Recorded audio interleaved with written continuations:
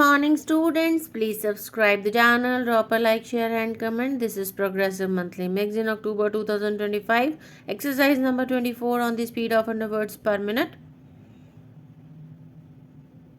Start.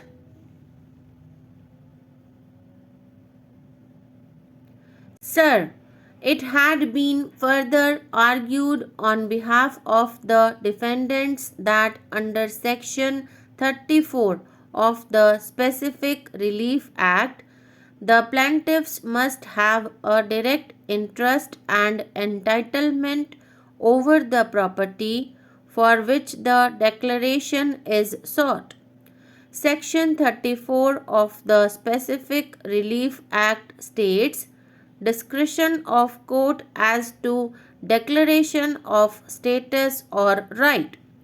Any person entitled to any legal character or to any right as to any property may institute a suit against any person denying or interested to deny his title to such character or right, and the court may in its discretion make therein a declaration that he is so entitled, and the plaintiff need not in such suit ask for any further relief, provided that no court shall make any such declaration where the plaintiff, being able to seek further relief than a mere declaration of title, omits to do so. In the present case, the plaintiffs are not seeking a declaration that they have a beneficial interest. A derivative action is sought only for the beneficial interest of the second defendant. The second defendant has, however, abjured such interest. Whether such disclaimer or abjuration is the result or effect of collusion or fraud are further aspects to be examined. Such abjuration has to be weighed with the flow of funds through the second defendant to the first defendant, leading to the allotment of shares to the third to the seventh defendants.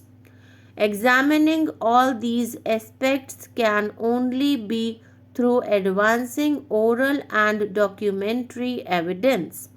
This would further imply that the suit has to be retained on file.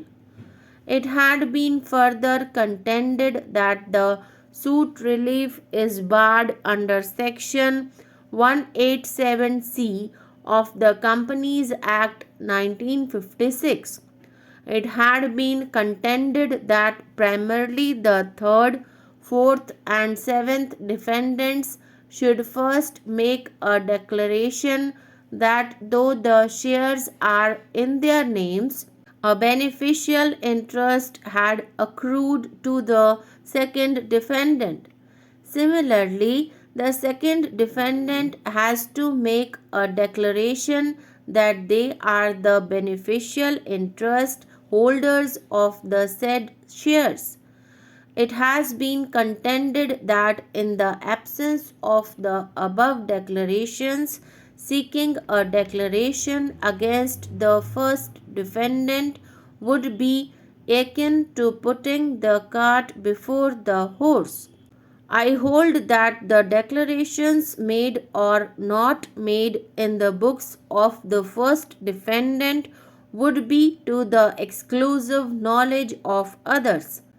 In this context, the 8th to 10th defendants have a vital role to play. Evidence is necessary from their end to disclose facts and to subject themselves to cross-examination on all these aspects. The plaintiffs have pleaded the facts to their knowledge. It must also be kept in mind that except the third defendant, no other defendant had sworn to an affidavit Questions raised by the plaintiffs remain unanswered, and trial is the answer to determine the actual facts. I hold the plaintiffs cannot be non-suited at the threshold. The suit is only at its early stage. It still has a rough course to clear. The reliefs sought may be superfluous, but if the plaint discloses a cause of action and if the plaintiffs are prepared to battle out the issues at the time of recording the evidence, then again they must be afforded such opportunity. At this stage, the plaintiffs have come to court primarily claiming a declaration as against the first defendant.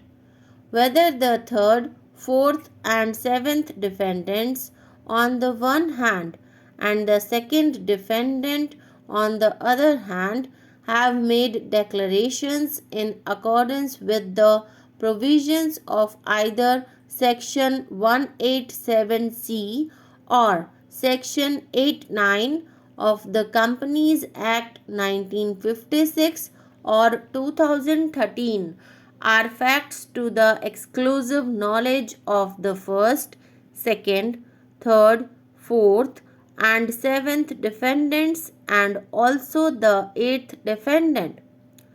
The plaintiffs could never have had access to the records of the first defendant. The queries raised in the pre-suit notices have not been answered. Consequently, they have sought a declaration only against the first defendant.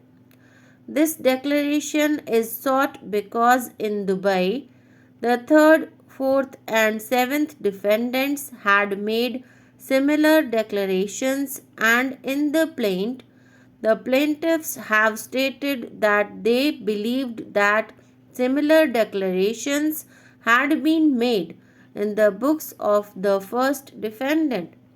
This statement of the plaintiffs has to be tested further through oral and documentary evidence. Consequently, I am not in agreement with this contention raised by the defendants. Trial is the answer to settle facts. At this stage, the plaint averments hold the sway, and a reading makes it obvious that the first defendant has to open up its records for scrutiny, and that can be done only during trial. To sum up, the allegations raised in the plaint have to be examined at Chennai since the first defendant is registered in Chennai. During its pre-incorporation, incorporation, and post-incorporation stages, substantial amounts of money had flowed to it. It is only with examination of the books of the first defendant that the source of the funds can be determined.